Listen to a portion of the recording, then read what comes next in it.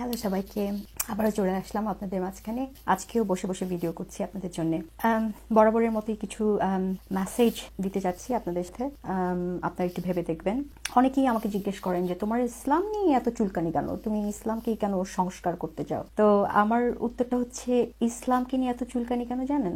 যে জিনিসটাকে আপনি ভালোবাসবেন সেই জিনিসটার উপরেই কিন্তু আপনার রাগ করার শোভা পায়। ছোটবেলা থেকে ইসলামটাই আমার ধর্ম ছিল, আমি আজীবন ইসলামকে ভালোবেসেছি। আমি যখন হিজাব করতাম তখন কিন্তু আমি বেশ কয়েকজন মানুষকে আমার ইসলামের ছায়াতলে নিয়ে এসেছি। তারা এখন মেয়েদের মধ্যে বেশ কয়েকজন হিজাব পরে, আমি কারো নাম বলছি না, আমি আশা করব যারা দেখছেন এই ভিডিওতে তারা বুঝতে পারছেন।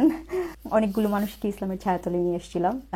সো আমি এভাবে বয়ান করতাম, কিন্তু যখন আমি পড়া শুরু করলাম, ইসলাম সম্পর্কে জানা শুরু করলাম, যখন আমি তাফসির নিয়ে বসলাম, কোরআনের সব অনুবাদ নিয়ে বসলাম, যখন আমি যত বুখারী শরীফের 2টা ভলিউম 1 and 2 নিয়ে বসলাম, যখন আমি জানা শুরু করলাম, তখন আমি খুব কষ্ট পেয়েছি। কারণ আমি দেখেছি যে ছোটবেলায় যে আল্লাহ পাকের নাম আমি শুনেছি, কোরআনের আল্লাহ পাকের সাথে সেই আল্লাহ পাকের অনেক ডিফারেন্স।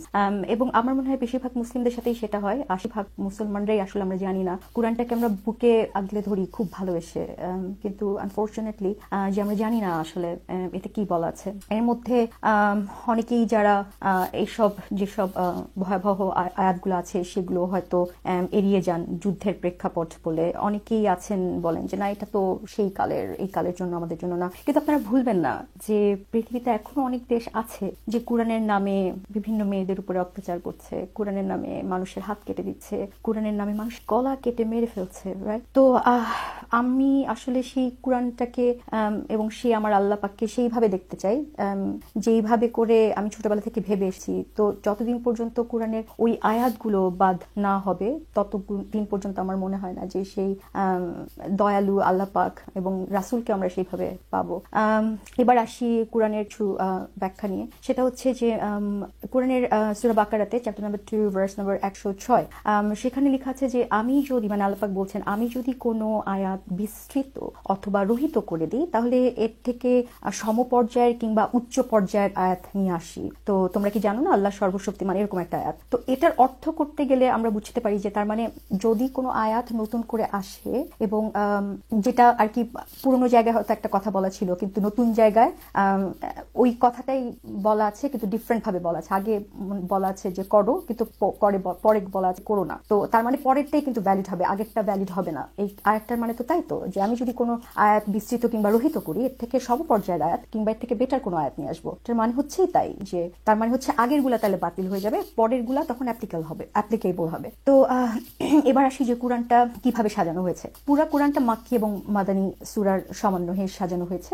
মাক্কি সূরাগুলা হচ্ছে ইসলামের প্রারম্ভিক কালের সূরাগুলা, যেটার মধ্যে অনেক সুন্দর সুন্দর আয়াত আছে, অনেক ভালো ভালো কথা আছে, যেমন লাকুম দিনুকুম ওয়ালিয়া দিন, যার যার ধর্ম তার কাছে, কিন্তু সব মাক্কি সূরা থেকে এসেছে। তো তখন ইসলাম সম্প্রদায় অনেক ছোট ছিল, তো তারা দেখা গেছে বিভিন্ন অন্যান্য ধর্মে যারা লোক ছিল তাদের সাথে বেশ একটা সমন্বয় রেখে চলার চেষ্টা করেছে। সেগুলো আয়াতগুলো পড়লেই বোঝা যায়, এবং সেটা কিন্তু অনেক সুইট একটা ব্যাপার যে সবার সাথে মিলে মিশে থাকাটা। আর মাদানী সূরা কি? মাদানী সূরা হচ্ছে সেই সব ভয়ঙ্কর সূরা যেখানে এই যে মারার কথা, কাটার কথা, মহিলাদেরকে সম্পত্তির ভাগ থেকে বঞ্চিত করার কথা, কৃতদাস সেক্স করার কথা, এগুলো সব মাদানী সূরাতে আছে। তো দুঃখের বিষয় হচ্ছে যে মাদানী সূরাগুলাই হচ্ছে পরবর্তীতে ইসলাম এসেছে, যখন নবীজি পুরাপুরি ইসলামকে প্রতিষ্ঠিত করতে পারলেন মক্কাতে, এবং তার পাওয়ার মক্কায় প্রতিষ্ঠিত করতে পারলেন এবং ইসলাম ধর্মকে প্রতিষ্ঠিত করতে পারলেন। তার তখন জোর বেড়ে গেছে, শক্তি অনেক বড় হয়েছে, তার গ্রুপ বিশাল হয়েছে। তো তখন সেই শক্তির মানে কি বলবো সাহায্য নিয়ে তিনি যেই আয়াতগুলো এনেছেন সেগুলোই হচ্ছে মাদানী সূরা। তো আমার সমস্যা হচ্ছে সেই মাদানী সূরা, এবং আমার কথা হচ্ছে যে দেখেন, কোরআনটা যদি ওইভাবে ব্যাখ্যা করতে যান তাহলে তো সূরা বাকারার ওই যে আমি বললাম 106 নম্বর আয়াত, যে যদি কোনো আয়াত রহিত কিংবা বিস্তৃত করি তার থেকে সমপর্যায়ের কিংবা তার থেকে বেটার কোনো আয়াত নিয়ে আসবো। তো তাহলে চিন্তা করতে গেলে কিন্তু যে মাক্কি সূরাগুলো কিন্তু আমরা আর ফলো করতে পারবো না, মানে যেগুলো ভালো সূরা ছিল সেগুলো ফলো করা যাবে না। মাদানী সূরা যেখানে বলা আছে যে সূরা নিসা যেমন চ্যাপ্টার 4 ভার্স 89 বলা আছে যে তারা চায় তারা যেরকম কাফের হয়েছে তোমরাও কাফের হয়ে যাও, তো তাই তাদেরকে কখনো বন্ধু হিসেবে নিও না, তাদেরকে সাহায্যকারী বানিও না, এবং তাদেরকে যেখানেই পাও তাদেরকে গলা কেটে হত্যা করো। তো অথচ সূরা বাকারার আমরা জানি মানে মাক্কি সূরা, যেটা ভালো সূরা ছিল, যে লাকুম দিনুকুম ওয়ালিয়া দিন, যার যার ধর্ম তার কাছে। তো এই দুটি আয়াত যখন আপনার সামনে আসবে আপনার কিন্তু আলটিমেটলি মাদানী সূরাটাই নিতে হবে, মানে যেটা পরবর্তীতে এসেছে যে কাফেরদের সাথে চলো না। কারণ এবং এটিও আছে কোরআনে যে আজ থেকে মক্কায় কোনো মানে বিধর্মী লোকদের ঢুকতে দিও না, যেটা সৌদিবাসীরা এখন পর্যন্ত পালন করছে। আমরা জানি যে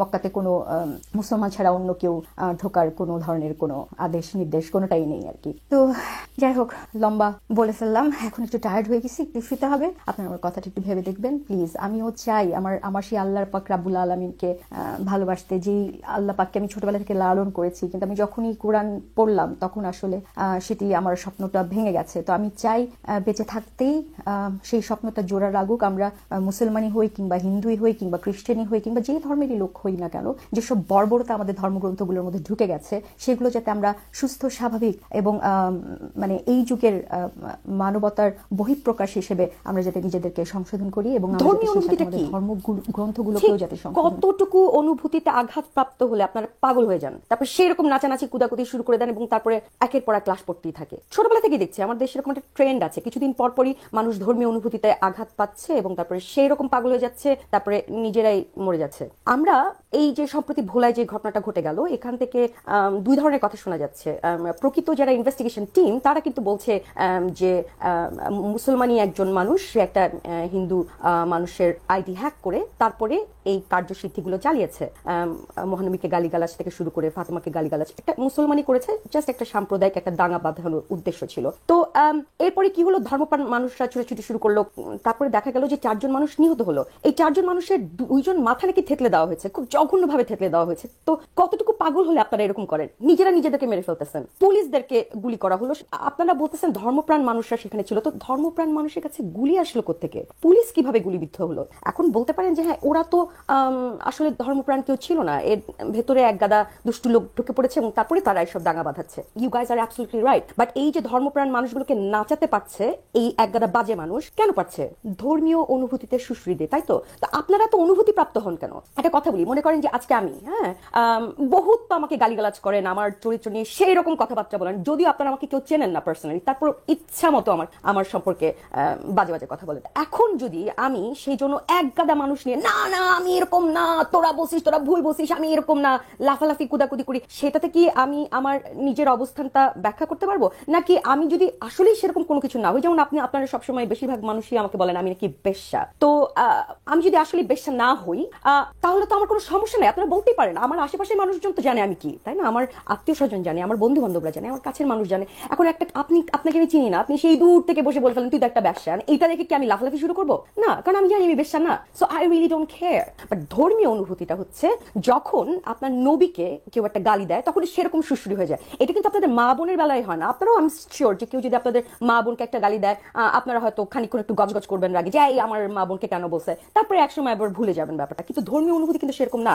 ধর্মীয় অনুভূতিতে দেখা গেছে যখনই নবীজিকে তার চরিত্র নিয়ে কথা বলছে আপনারা সেরকম খেপে গেছেন। তো আপনি যদি জানেন আপনার মা বাবা ভালো, আপনার বোন ভালো, সবাই ভালো, আপনার কিন্তু এরকম হুমকি ধামকি করার দরকার নেই। কিন্তু ধর্মীয় অনুভূতিটাতে সেরকম আপনারা আঘাত পান, কোন ঠাসা হয়ে যান যখন নবীকে বলা হয় যে উনি একজন পেডোফাইল ছিলেন, একটা 6 বছরের মেয়েকে বিয়ে করেছেন যার সাথে 9 বছরের বয়সে বাসর সমাধান করেছেন। তখন আপনারা নাড়া খান যে আসলেই তো ঠিক, মনে মনে বলেন আসলেই তো ঠিক, আমি তো জানি আসলে আমার এখানে জ্ঞান জামছে, এই জন্য আপনারা নাড়া খান। আমরা যখন বলি যে আপনাদের নবীর অনেকগুলা বউ ছিল, আপনারা নাড়া খান, আসলেই তো অনেকগুলা বউ ছিল। আমরা যখন বলি আপনাদের নবী দাসী সহবত করতো, আপনারা নাড়া খান, আসলেই তো দাসী সহবত করতো। এই কারণে আপনাদের নাড়াগুলা বেশি লাগে। তো আজকে আমি যদি বেশ্যা হতাম সত্যিকারের, আপনারা যখন গালি দিচ্ছেন আমার নাড়া বেশি লাগতো, বুঝছেন? তো তখন হয়তো যে সেই রকম উল্টা পাল্টায় কিছু একটা করে ফেলতাম। কিন্তু যেহেতু আমি জানি যে আপনারা যেটা বলছেন সেটা সত্যি না, সো আই ডোন্ট কেয়ার। কিন্তু আপনারা মুসলিমরা জানেন যে যেসব কথাবার্তা আসে এর ভেতরে কিছু না কিছু থেকে যায়, নবীর চরিত্রের দুর্গন্ধ, যার কারণে আপনারা তো নাড়া খান। তো নাড়াটা একটু কমান, নাড়াটা একটু কমান, নিজের পরিবারকে দেখুন, নিজের পরিবারকে ভালোবাসুন, আশেপাশের প্রতিবেশীকে ভালোবাসুন, নারী পুরুষ তৃতীয় লিঙ্গের যত যা আছে সবাইকে ভালোবাসুন, পশু পাখিকে ভালোবাসুন, নিজের একটা রেপুটেশন ক্রিয়েট করুন। এই সব কোন আমলে কোন ভদ্রলোক কি করে গিয়েছিল তার জন্য চিন্তা করে আজকে আমার জীবন বিপন্ন করা, আজকে আমি গুলি খেয়ে মারা যাওয়া করেন না।